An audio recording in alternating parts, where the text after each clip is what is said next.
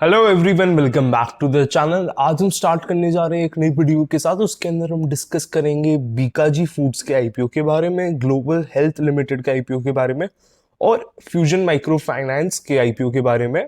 और हाँ, DCX IPO जो भी आया था, जो क्लोज हो चुका है, उसके जीएमपी के बारे में एक बार पहले डिस्कस कर लेते हैं।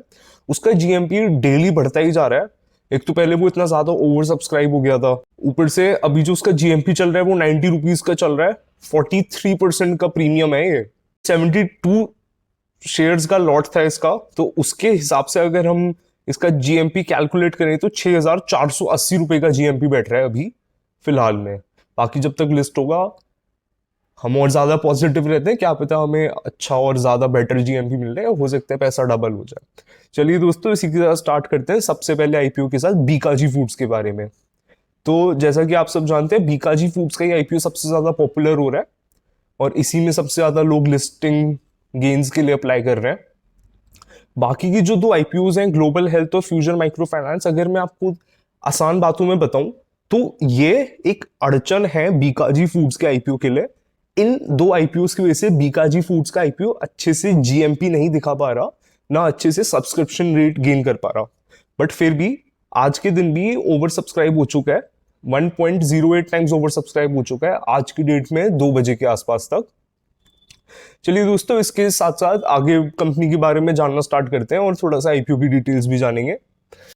तो दोस्तों, जो बीकाजी फूड्स है वो 6 मेन कैटेगरीज में अपना बिजनेस चलाते हैं। उनकी 6 मेन कैटेगरीज में से पहली कैटेगरी उनकी भुजिया की आती है, दूसरी नमकीन है, फिर उनकी आती है पैक्ड स्वीट्स, यानी कि जो अपने रसगुल्ले, पैक्ड वाले रसगुल्ले, सोन पापड़ी और ये मिठाई विठाई लड्डू वगैरह होंगे, ये पैक्ड वाली स्वीट्स। उसके बाद इनका आता है पापड़ का बिजनेस, फिर आते हैं वेस्टर्न स्नैक्स और इंडियन स्नैक्स में भी अच्छा खासा बिजनेस करते हैं। वेस्टर्न स्नैक्स में आपके आ जाते हैं जैसे कुकीज वगैरह आ जाते हैं, और उसके अलावा फिर ये चिप्स वगैरह, ये सब वैरायटीज आ जाते हैं स्नैक्स के अंदर। उसके बाद अगर हम इनका देखें तो टोटल इनके 300 प्लस प्रोडक्ट्स आज के टाइम पे मार्केट में सेल हो रहे हैं। इनका जो सबसे ज्यादा प्रोडक्शन है वो भुजिया का है। सबसे ज्यादा इनका भी नहीं, पूरे इंडिया में सबसे ज्यादा जो भुजिया प्रोड्यूस कर रहे हैं वो बीकाजी फूड्स ही है। उसके अलावा ये सेकंड हाईएस्ट पापड़ प्रोडक्शन करते हैं इंडिया में।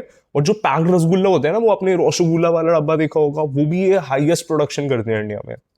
उसके अलावा इनकी 6 मैन्युफैक्चरिंग फैसिलिटीज हैं। 4 बीकानेर राजस्थान में है, इसी वजह से वो बीकानेरी भुजिया इनकी सबसे ज्यादा फेमस है।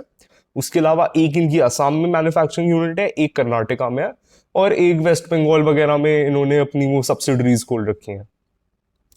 उसके अलावा ये 22 स्टेट्स में अपने प्रोडक्ट बेच रहे हैं आज के टाइम पे, 3 यूनियन टेरिटरीज में बेच रहे हैं, और 35 कंट्रीज में भी इनका सामान सप्लाई हो रहा है। तो ये काफी अच्छी बात है। इसके अलावा अगर हम इनका रेवेन्यू देखें ईयर ऑन ईयर बेसिस पे, अगर इनके फाइनेंशियल्स को ध्यान से देखें हम, तो रेवेन्यू तो ईयर ऑन ईयर बेसिस पे इंक्रीज हुआ है, लेकिन जो प्रॉफिट आफ्टर टैक्स है वो 2022 में डिक्रीज हुआ है एज कंपेयर टू 2021। बस ये एक छोटा सा नेगेटिव पॉइंट है। और इसके अलावा एक मेरे को काफी बड़ा नेगेटिव पॉइंट लगा, जो इनका ईयर ऑन ईयर बेसिस पे लाइबिलिटीज है, बेसिकली डेट वगैरह, वो बहुत ज्यादा बढ़ गया है। आज के टाइम में इनके पास 140 करोड़ का डेट है और लाइबिलिटीज है, मतलब दोनों कंबाइंड 140 करोड़ बैठ रहा है। लेकिन इसको भी काउंटर करने के लिए जो कंपनी के पास फ्री कैश फ्लो है और जो टोटल एसेट्स है वो ठीक ठाक है, तो उस हिसाब से लगता है कि इतना भी नेगेटिव पॉइंट नहीं है। बट स्टिल मेरा काम था आपको एक नेगेटिव पॉइंट बताना, अब आपका काम है अपनी ओपिनियन बनाना और अपने आप कंपनी के बारे में एनालिसिस करना।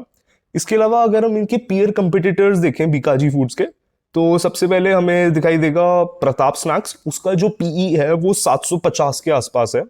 उसके बाद नेस्ले का अगर पीई देखें तो वो हमें दिखेगा 86.85 का। ब्रिटानिया का देखें तो 59.75 का देखेंगे। और जो प्रताप स्नैक्स है, ये आपने सुना होगा डायमंड चिप्स वगैरह आते हैं, तो ये प्रताप स्नैक्स वाली कंपनी है। और जो बीकाजी फूड्स है, इनका जो पीई बैठ रहा है वो 90 अप्रॉक्स है। तो इसके हिसाब से आप लगा सकते हैं ये आपको फेयरली वैल्यूड लग रहा है या फिर ओवर वैल्यूड लग रहा है। अगर पर्सनली मुझसे पूछे, थोड़ा सा ओवर वैल्यूड है, थोड़ा सा। अगर ये थोड़ा 200 की रेंज में होता इसका अलॉटमेंट प्राइस, तो काफी अच्छे लिस्टिंग गेन्स मिलने की हमें चांसेस बढ़ जाते हैं। उसके अलावा अब थोड़ा सा सब्सक्रिप्शन डिटेल्स के बारे में देख लेते हैं। 3 तारीख को खुला था, 7 तारीख को क्लोज हो जाएंगे, मतलब कि मंडे को लास्ट डेट है अप्लाई के लिए। अगर हमें अप्लाई करना होगा तो मंडे को अप्लाई करेंगे, लॉट साइज 50 है, आईपीओ का साइज 881.22 करोड़ है। आईपीओ का जो प्राइस बैंड दिया है वो 285 से 300 रुपीज दिया है। तो अगर हम अप्लाई करेंगे तो रिटेल कैटेगरी में एक लॉट के लिए अप्लाई करेंगे और हम अप्लाई करेंगे 300 के प्राइस बैंड पे। 11 तारीख को अलॉटमेंट मिल जाएगी, 14 तारीख को आपका रिफंड इनिशिएट हो जाएगा, 15 को डीमैट अकाउंट में आपको अपने दिख जाएंगे शेयर्स, और 16 को मार्केट में लिस्ट हो जाएगा आईपीओ। इसके अलावा अगर कंक्लूड करें हम आईपीओ को, तो हम आज तो अप्लाई नहीं करेंगे क्योंकि इसका जो जीएमपी है, जीएमपी बहुत ज्यादा फ्लक्चुएट हो रहा है। अभी 3 तारीख से पहले और 3 तारीख तक 70 के आसपास था इसका जीएमपी, और अब इसका जीएमपी कुछ 50 से भी नीचे हो गया है। काफी ज्यादा फ्लक्चुएट हो रहा है जीएमपी। तो अभी के हिसाब से 20% के आसपास जीएमपी है। थोड़ा सा 20% के आसपास रिस्क होता है कंपनीज में, लेकिन अगर ओवरऑल कंपनी देखें तो कंपनी बहुत अच्छी है। तो इस वजह से मैं क्या रहा हूँ, जीएमपी 20% से भी कम भी दिख रहा है, तभी भी कंपनी मेरे को अभी भी पसंद आ रही है।